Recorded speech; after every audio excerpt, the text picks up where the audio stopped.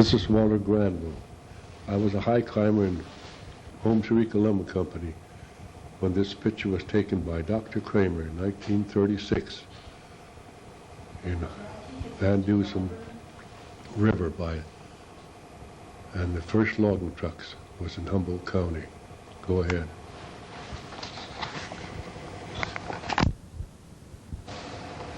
Dr. Kramer. Well, Dr. Kramer was my family doctor, and he used to come up and take the pictures in the woods. He enjoyed taking pictures, so that's the man that took all these pictures of the logging. Here I am going up the tree now to top this tree. All I used was a axe that you see hanging on me. And you get all the way to the top as high as you wanted to go. Sometimes you top them 150 feet, sometimes 200 feet. The higher you went up, the better it was for the steam donkeys to get some lift them logs out of the bad terrain that the cats couldn't go and get the logs. You could see me right there chopping a notch around the tree. You have to chop it on all four sides. Of course, if you didn't, the tree might split on you, so it was dangerous, so you had to watch that pretty close.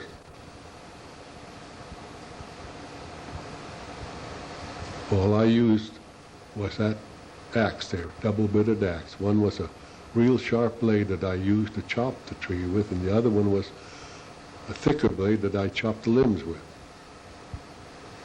There goes the tree now.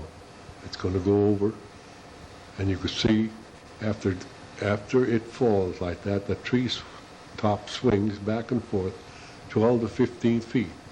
You have to get right behind the tree to stay in the tree, otherwise you'd swing back and forth to the side that you couldn't take it.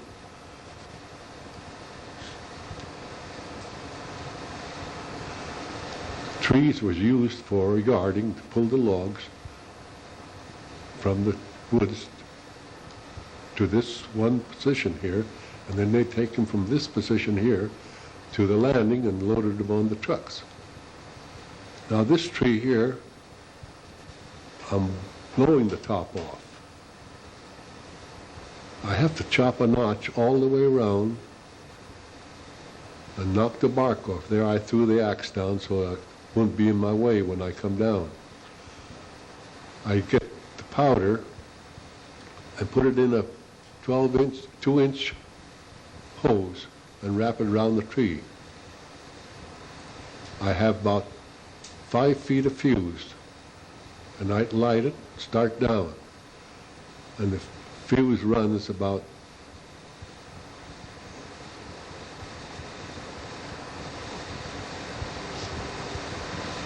and that gives me plenty of time to get down and take my spurs from the trees out there. There she blows.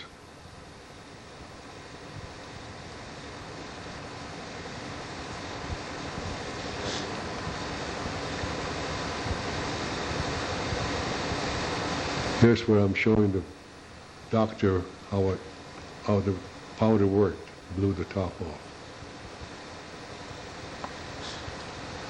And that's the rigging I use to climb with, belt and spurs they call it. Now here's they are, falling timber.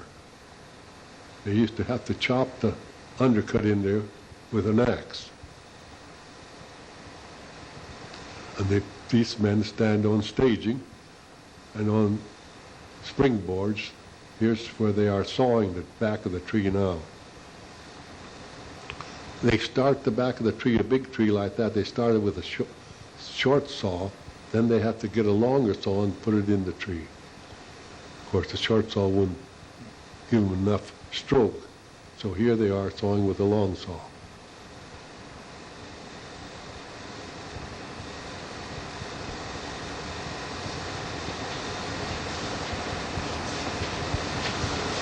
Here, the man turned around and hollered timber, so other people would hear that the tree was falling, so they wouldn't get underneath the tree. There you can see the trees starting to raise already, but been leaning that one way that they fall in the tree.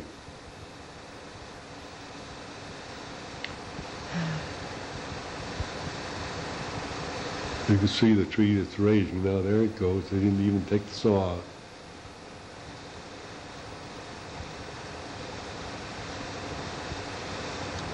When they fall the timber like that, then they peel it. They take all the bark off that they can out in the woods, and then when they go to the landing, they take the rest of the bark off. They can't saw lumber out of a tree that has bark on. Of course, it makes the lumber snaky. So here's where they're falling another tree.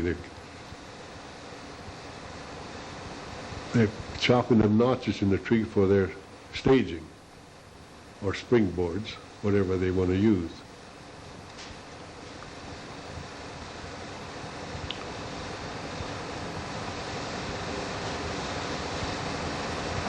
Talk about the right and left-handed.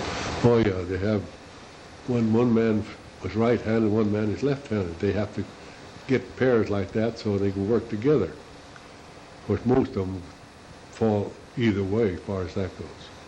There's the man using the gun stick to show you just exactly where the tree is going to fall. Here now they have the gas saw, blue streaks they call them. They saw the back of the tree. The man in the back there is putting the wedges in so it wouldn't pinch the saw. They have to chop the bark off and make a notch like that, put their wedges in.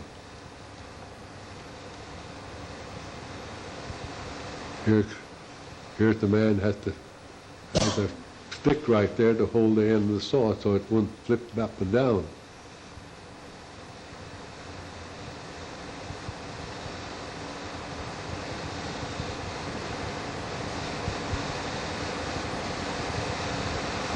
That's when they had some awful big timber for little trucks to haul.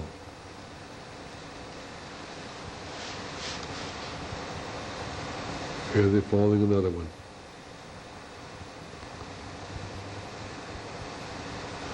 In those days, it used to take them, they didn't have caterpillars to make a layout for them. They had to make them by hand. It'd take them a week to fall a big tree to make the layout to save the tree so it wouldn't break.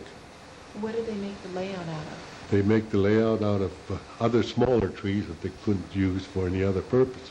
Then they get some powder and blow the hole and where the butt went into so it wouldn't break.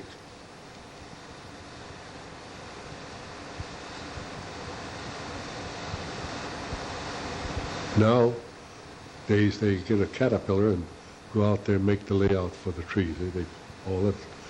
They raise a pile of dirt here, and then they go a little bit further and raise another part. Of course, the tree is a little bit crooked, shallow like that, so the butt is awful big, and the top is smaller. So that's why they have to put a big hole in front of the stump right there when this butt will fall in it, so it wouldn't break. Right. So here's where they buttoned it. There's the lady showing how to count the rings on the tree, so how old they are.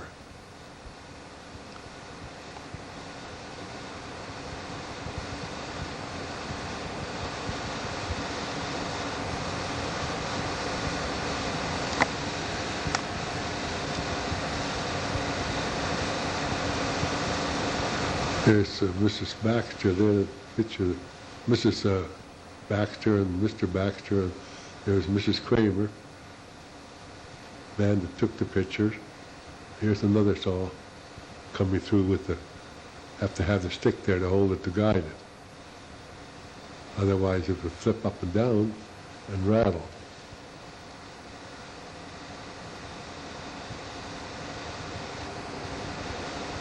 How many people are operating that saw on the right? 2 people? One man runs the saw, and the other one's on this side holding it up. But of course they have more men there when they first started the blue streak saws. Of course they used to use by hand. They only had 2 men working when they done it by hand, everything. But there, when they started to use the blue streak saws, because the saws were so heavy, so they had to have a lot of men there and that big timber. There goes the big tree now.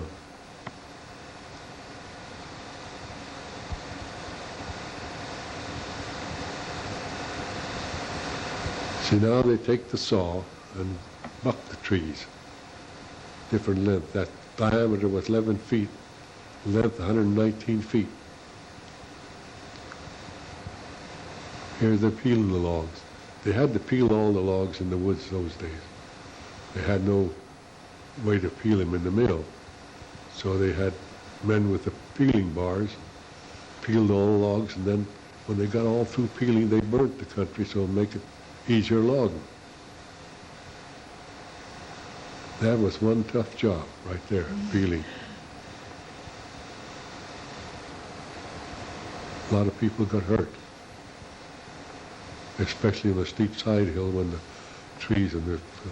That's what I top the trees for, is to put the donkey and the yarder and the rigging up the tree to pull the logs to this one tree here. Then they took them from this tree and took them down to the landing with the caterpillar. There goes the caterpillar with a load of logs from the tree now. They had arches and pick up the logs and start down the hill.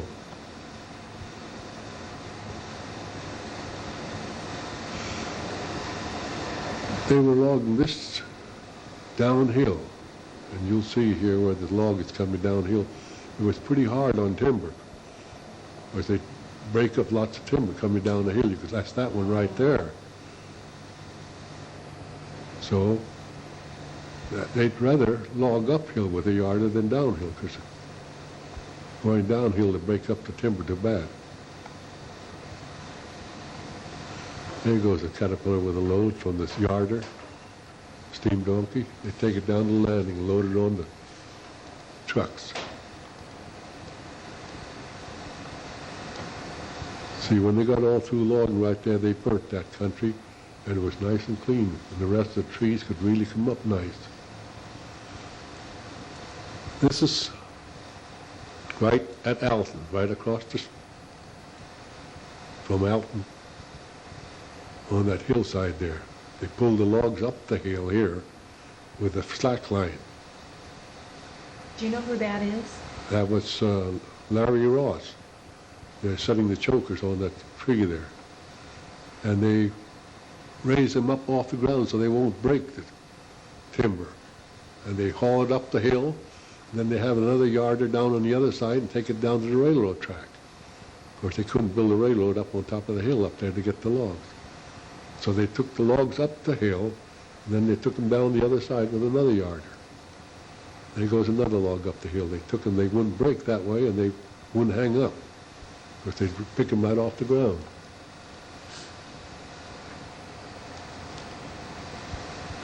Well, they had some nice timber there. There it goes right to the top of the hill. Oh yeah, on the other end of where that log was, I had to climb and put trees up. I had 3 guy lines on it, and they put a jack up there to give the other donkey a lift up there, so they would lift the logs up in the air. You couldn't put it down in the bottom of the tree. They had to put it up on the tree so that'd give lots of lift. Mm-hmm. So that's how they could lift the logs. Here's the man with the arch. They didn't have any tops on the cats those days. They just went out in the woods and logged. But they have to go. Safety first man now makes them put tops on all the cats. Mm-hmm.